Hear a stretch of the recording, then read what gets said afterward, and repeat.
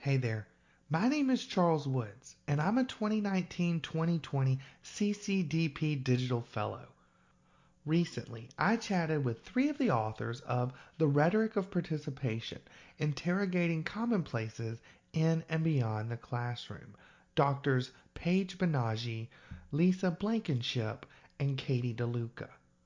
The Rhetoric of Participation, Interrogating Commonplaces in and Beyond the Classroom, memorializes and extends the research and legacy of Dr. Genevieve Kreitel.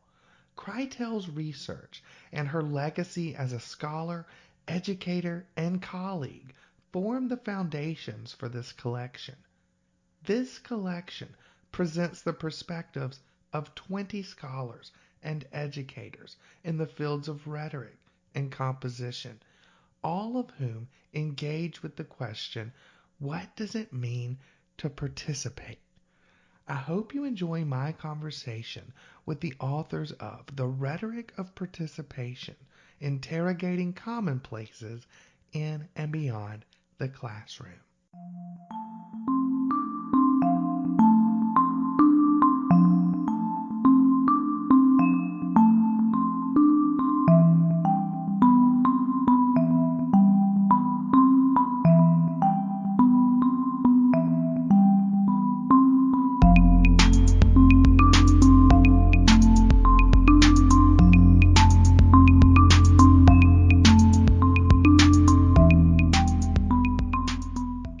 Dr. Katherine DeLuca. Hi, I work at the University of Massachusetts at Dartmouth, which is a regional campus on the south coast of Massachusetts.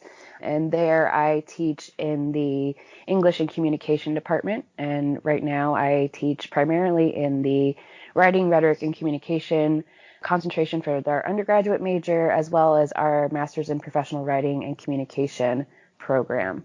And Dr. Paige Banaji is also with us. I'm at Barry University. We're in Miami, Florida. We're a kind of mid-sized private Catholic institution. I am assistant professor of English, and I direct the first-year writing program there. Do a lot of the first-year writing coordination and all of that. Also joining our roundtable is Dr. Lisa Blankenship. Hi. Now, you're the writing program director and an assistant professor at Baruch. It means blessed, I think, in Hebrew. It's part of the City University of New York. It started as a place where basically Jewish men could go who couldn't, they wouldn't allow into the Ivies back in the mid 19th century. And working with the first year writing program, I've directed that for almost 6 years now, and just work with amazing students. And I've enjoyed my time there so far. We're talking about the rhetoric of participation, interrogating commonplaces in and beyond the classroom. And this specific collection memorializes and extends the research and legacy of Dr. Genevieve Kreitel. Dr. Kreitel obviously has made an impact on each of your lives and your work. Could you elaborate a little bit about Kreitel and her impact on this text as well as the discipline? I can start. So I think it's important to note that Jen, as a person, and her legacy absolutely shaped this text from the very beginning. We met with Professor Cindy Self, who was Jen's dissertation director, and also my dissertation director, and just faculty who we all in some way or another worked closely with at Ohio State. After Jen's passing, we went and had breakfast with Cindy, and we said, we really want to make Jen's work into something that can reach the field in ways that she can't right now. It was sitting down with her, we said we need to do something that honors Jen, and we had talked a bit previously before meeting with her, and we said maybe a collection, right? Because we wanted it to not just, I think, get Jen's work out there, but also and to get her voice out there and to demonstrate the good work of her scholarship, but also just to see immediately, I think, the impact it could have by asking other scholars really to take up her ideas, take up her work, and apply it to their own. And I think something that this collection demonstrates is the impact, the immediate impact of the work she was doing and who she is just as a person. Jen was a friend, of mine and all of ours. And she was also, really one of my teachers. I learned so much from Jen about teaching and about being a good colleague and about doing good scholarship. And I think those personal impacts as well as her scholarly impacts are evident in the collection. Yeah, and I'll build off of that. Katie's talking about the personal and the scholarly, and I think for us, a lot of that was intertwined because we were all graduate students together. And so, when you're in graduate school and you have a cohort and you're all working on your research together, you learn so much from each other while you're working on your projects. And, already, just being around Jen when she was working on her dissertation and having conversations, talking through ideas, and we would always go back and forth about our research. And so I think we all felt like we knew her research really well. Yeah. And it had such practical implications for our own work in the classroom that, we'd already been so influenced by it. And, we just had this desire to share it with others. I agree. I would just add to that this topic is one that can connect with. And I do think it resonated with many of us back then and to a great degree. And people write about that in the collection. The people who contributed to the collection knew her well and had these same kinds of conversations with her. Some of them didn't, but most did. And I think that adds to the depth of this piece, is that they're drawing on conversations they'd had with her because she hadn't been able to publish on this very much yet. And so we're kind of taking that baton and running with it. And I think people hopefully will do that from this collection too. I'll be working on a piece shortly that builds on this collection. So I think there are just so many directions you can take this work. And I'm so pleased that this is a legacy coming from her work and life. The text describes participation as understudied, and we see this as a seemingly simple but deceptively complex activity, participation. So why is it understudied? You all's text sets a foundation, but what is the trajectory of this subject area? So many, I think, normative things. It's just sort of like this assumed part of a classroom space and an assumed like assessment category that we just don't pay attention to, because we all went to school, and from the time we were little until the time we were in college, we knew that this is how you do the classroom, right? Good students speak up, good students raise their hand, good students are engaged, right? Frame it as lore, like to pull from North. It's just, I think it's an area that folks just haven't spent a lot of time questioning or pondering, because we all know, or we think we know, what good participation is and what it looks like. I would just add an analogy. When I was a master's student, I I was introduced to rhetorical canons, and I was like, I'm going to study invention. I remember going to C's in 2007, I think, and I went to a panel. The only panel at C's I could find on invention, and Janice Lauer was leading it. And I went up to her after, and she was gracious enough to give me, a few seconds. And I said, well, there are no other panels on invention here. And she said, well, she could have said darling, but she didn't. You poor thing. But she was very gracious, and she said, well, I think it's branched off into so many other things. It's essentially rhetoric. It's branched off into so many other things, and we're drilling down. She didn't use the term drill down, but that's the way I tend to see it, and I tend to see participation that way too, that it may not be something that's been studied that much overtly, but I think we study it in a lot of different ways. For example, disability studies, there's a whole, a huge, rich field coming out of that, and there are a couple of pieces in the collection on disability studies. So I think that you'll see, if you look at the collection, you can see we're talking about ELL students, queer students, hybrid and online environments. So we're looking at these subfields in our discipline, but just overlaying the lens of participation on them, I think, or vice versa. And like, what would it look like if we talked about disability studies and participation together, and like really get deliberate about this, which not many people have done. I mean, Margaret Price, obviously, her work, Mary Rita's work, the late Mary Rita, her work on silent students. So there have been people who've done amazing work on this, but I think to call it participation and really interrogate what it means when, Jen always said, let's look at what it means when people say participation 10% on their syllabus and just get really practical with it.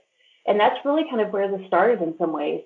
And so, and what she found was that it's virtually ubiquitous on people's syllabi, but we never really, like Katie just said, we don't really interrogate it. So that was really kind of a jumping off point. And I think there's a lot more work to be done with this. Yeah, and I'll pick up there, talking about the trajectory that we see this, or we hope to see. Like Katie said, a lot of the reason why participation, a lot of reasons why teachers do participation the way they do is because they've been in college and that's the way they did in their classes. And I think there's a lot of assumptions about what it means to be a student, what it means to be part of the academy. And particularly as our discipline is taking, I think, a really needed turn to look at social justice, inclusive pedagogies, we need to look at what we're expecting, how we're expecting students to be in our classrooms. And that is a part of it. And I think I'm hoping that this work can sort of initiate some of those conversations. What I think is so unique about this text is that while we are focusing on the classroom, or you all are focusing on the classroom, the text identifies common places beyond the classroom. 4 common places specifically: community, assessment, embodiment, and technology. How does your text investigate participation within these common places, and what conclusions are drawn from these investigations? These were the common places that Jen had identified in her research. And that's why we use them as our starting place, and why we use them as the sort of organizing taxonomy for our book, because they do help identify sort of 4 main ways that participation comes into conversations. If we were to ask a question, what do people talk about when they talk about participation? Or what do they talk about that leads to conversations about participation? Ideas of community, assessment, embodiment, and technology, recur. And there are probably others, and some of our contributors do sort of branch off from those, but they're good starting points. And I don't know if we want to drill down into each of the 4 of them. What do you guys think? I think the biggest thing is to say about each of the 4 is that Jen really questioned the efficacy of these. Like, for example, the idea of community, it's something that many of the respondents, in her chapter in the collection is, I think, one of the better ones, because it was her work that spurred this. And she talks about this, that when she interviewed people, faculty across the country, they talked about the idea that, participation and community often go hand in hand, but what does that really mean? Participation or community can be, it's not necessarily a good thing, and what does that even mean? And the same way with assessment. Assessment, I think so much great work has been done on assessment, since she left us, that Asal's doing, and but I think the biggest thing she was picking up was just saying, like, why do we just assume we should assess participation? And so I think many of us who engaged with her thinking sort of dropped that as an assessment category, or kind of broke it down into other areas. Like, I only assess written artifacts now. I'm not assessing like how often someone raises their hand, for example, that sort of thing. And then embodiment, I think one of the biggest things that her work took up, and that the collection takes up, is what does participation look like for different bodies in the classroom?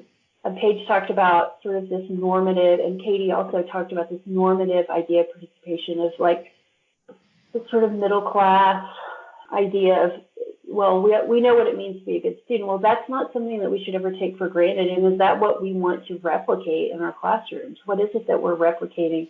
How much access does each student have to the idea of actually engaging with our class? And what does it mean to be the only student of color in the class? How much are you really going to participate?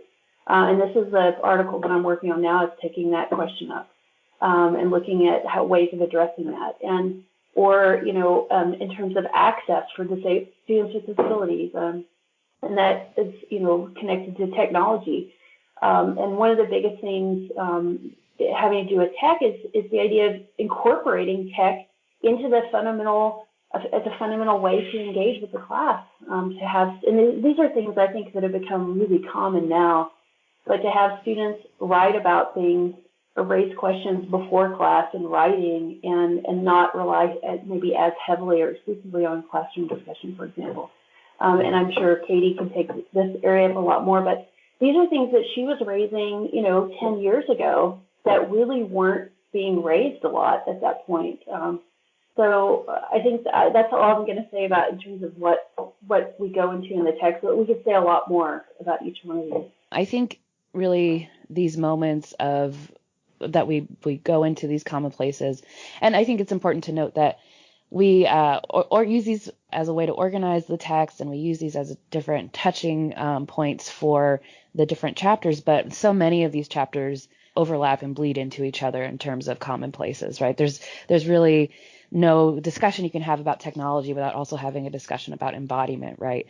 But beyond that, looking at these common places is also a way for me personally as a reader of this text to see where these ideas extend beyond the classroom. I think the texts on embodiment really help us to see how participation moves beyond just classroom spaces.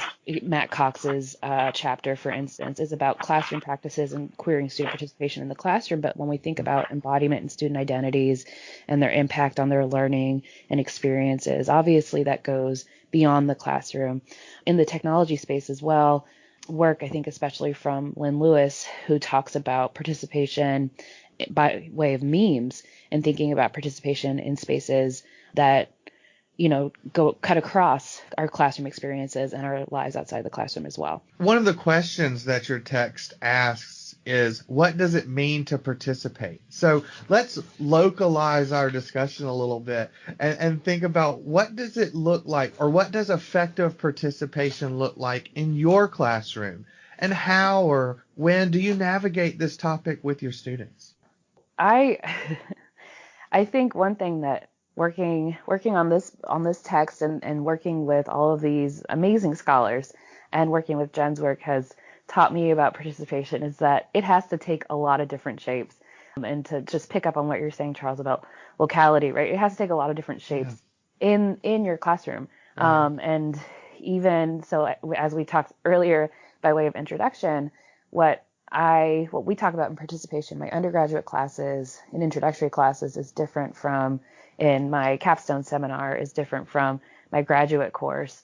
I teach a writing for the web graduate course, and participation, which I talk very explicitly about issues of access and participation and what does participation look like and what does participation mean to us right now in this classroom. But in that class, half of the grade is participation, and intentionally so, because I want them to understand that what I'm asking them to do is to try in ways that work for them to grasp this information, to understand these concepts, to work with a lot of times new technologies, right?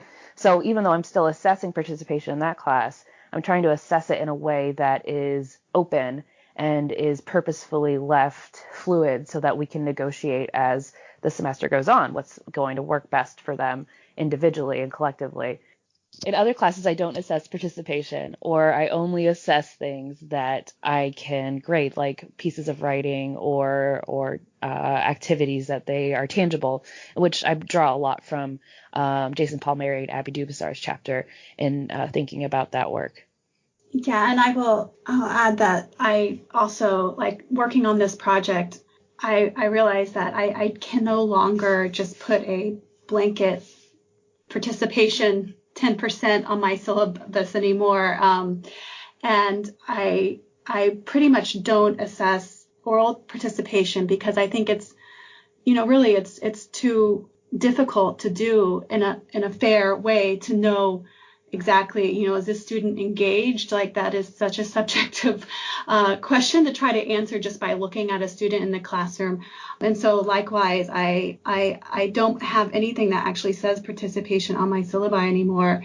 Instead, I assign, tasks that are done in class, and I engage my students that way, that they're turning in, sort of concrete, written, sometimes individually created, sometimes collaboratively created work in class, and that's how I do participation now. And even then, I often question whether that approach is even accessible to all students. I think about, the students looking at, especially through the lens of ability and disability and access. Sometimes I wonder if that is even the best way, but I haven't found a way around that aspect of participation. At least I'm making it concrete, sure. And I'm making the expectations transparent to my students. And I think that's that's been a big boon to my classrooms. Yeah. I think the biggest way I've taken up this work lately, I feel like I'm always interrogating, hopefully in a good way, what I do around this topic because of Jen's work and because of the work that's in this collection, is I try to tailor the class as much as possible to students in the class. And I think it's something we all do, but I think I probably do it a lot more deliberately because of being privileged to work with her and this group. And so, for example, in upper level courses, I was developing a course this fall on on editing. And it's a mix of majors, non-majors, so I just started out the course by asking people, why they were there, what they hope to get out of it. Tell me about your background. It's things like that seem kind of like common sense, but like figuring out what the course could offer them, and kind of using almost a tutor model where, and I came out of writing center work like a lot of us, where we're, using individual consultations as well as group work when it might make sense. So a mix of approaches to learning, and even having different goals for different people in the class maybe. In upper division classes, I try to tailor the class to students as much as possible, and I ask them what they hope to get out of the class, which really dovetails with the last sentence of her book and that we talk about in the collection, which is what would happen if we asked students what they hope to get out of the class. In first year writing, I think this can be a little bit more challenging because especially in the first semester, because they're often, as we all know, sort of deer in the headlights, but they do know themselves pretty well, or they're starting to, and they can certainly contribute a lot to the class. So I tend to, especially this in Comp 2, we'll have students help lead some of the discussions, help pick some of the text, certainly have them choose their own focus for their research and the questions that are interesting to them, which are, again, things we all know, but I think these are just the way that it plays out in my classroom. Really one of the most challenging in some ways, but really rewarding teaching semesters I've ever had this fall with the SEEK program at CUNY, which was I taught all male students. It was about 20 students in the Urban Male Leadership Academy. We admit about 20 students in this program per year at Baruch. And so it's all Black and Latino males and me. and it was really amazing, but I've never seen the kind of level of engagement in a class ever before. And because they had done a summer course on Black and Latino studies, they came in ready to go. They felt like they could really talk to each other. And I just mostly stepped back and let them do that and kind of facilitated. That kind of engagement would never happen if you had, say one male of color in the room, which we usually, it's the majority students at Baruch are so-called minority students. But still, it just really, so I'm hoping to write an article with the director of the SEEK program who started this program about this for the Journal of Basic Writing, and just thinking about how we can create this kind of environment more deliberately, especially the first semester. I don't want to think about silos, but I just saw this play out. I didn't really have to talk about what it meant to participate in the class because they were doing it on day one. And I just how can we facilitate this more, because it was the learning environment was really kind of remarkable. I just want to go back to one thing that Lisa had said that I thought was really important and just worth reemphasizing, the idea that good participation looks different for every student. And I think that's just something that Jen's question about asking students how they want to participate, I think really points to, and that all just sort of really brings it together for me, again, as a reader and thinker of this text, that every student has ways that they want to participate. And Lauren Obermark's chapter in the text is a great way too of seeing that play out, where she really takes up that question that Jen asks of how would you like to participate, and literally asks students how they would like to participate. And every student is different, and every classroom space, as Lisa is demonstrating, is different. And we just have to be, I think, willing to create space for those differences and to encourage people to participate in ways that works for them.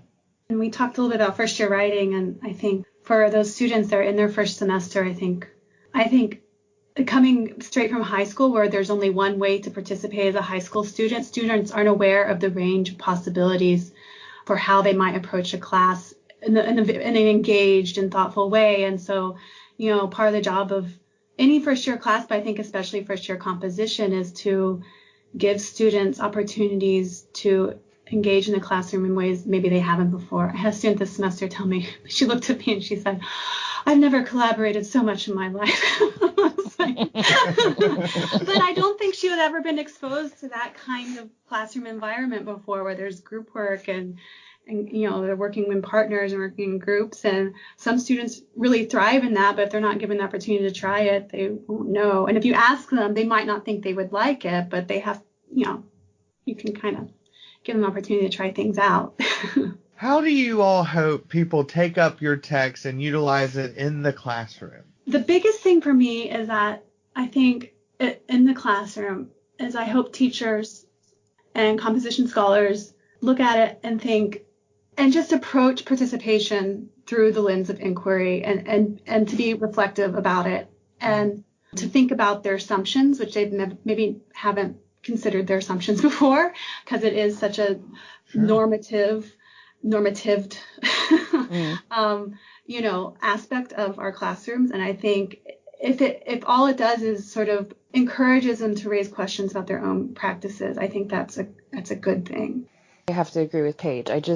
It would be my hope, and I think Lisa, you and I have had this conversation when we've talked with folks about the book and other venues. Is just that people might ask, as Paige, exactly what Paige is saying, like, why do I do it this way, right? Or do I have to do it this way? Or even, do I have to assess participation, right? Just to ask those questions and to start to think differently or a little more carefully about any assumptions they're making about what participation should be or what good participation is. Piggybacking on that, I get to work with some really great grad students at the CUNY Grad Center that they always keep me on my toes. And we kind of try to keep a experimental attitude in the writing program of we're always trying new things because things often go awry or there are always new challenges. And, they've been hugely influenced by Sal's work and by, rethinking assessment more broadly. And I think that this can maybe help with thinking about participation.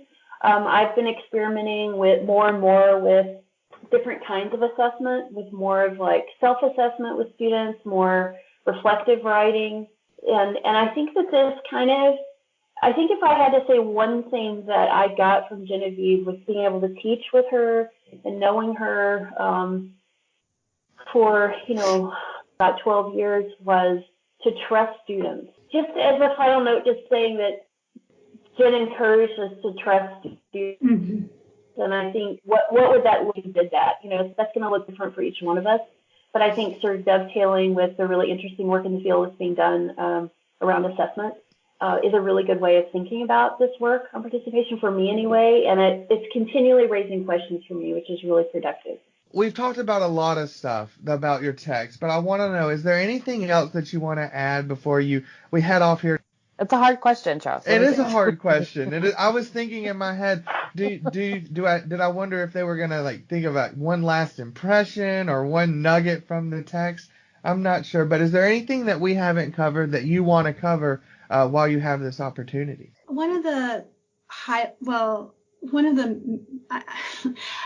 I forget if it's in her chapter, I think, or maybe it's in the introduction. We pulled it from her dissertation, but Genevieve recalled a moment when she was in first year writing, and she just talks about the vulnerability that that students are just inevitably in a first year writing class. And she was very candid about her own experiences in first year writing, where the pedagogy was very much focused on personal narratives, and she struggled she did not choose to write about the more obvious things you think about to write about. She did not write about the death of her father. She did not write about being queer, because, that would take such a leap of faith with her instructor and with her peers, with whom she would be doing peer review and that sort of thing. And I think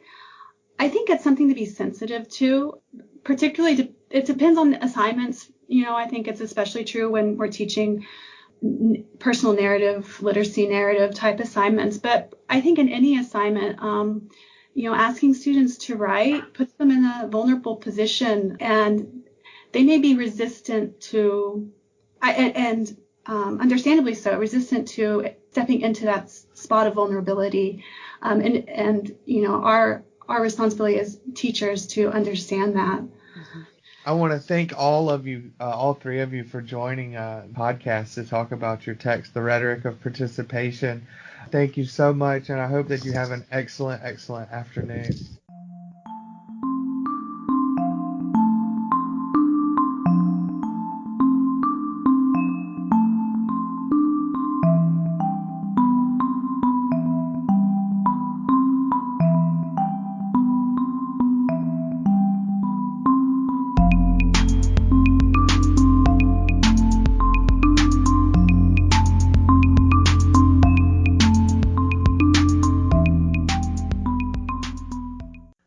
Thanks to Doctors Paige Banaji, Lisa Blankenship, and Katherine DeLuca for joining this CCDP production to discuss their work, The Rhetoric of Participation, Interrogating Commonplaces in and Beyond the Classroom.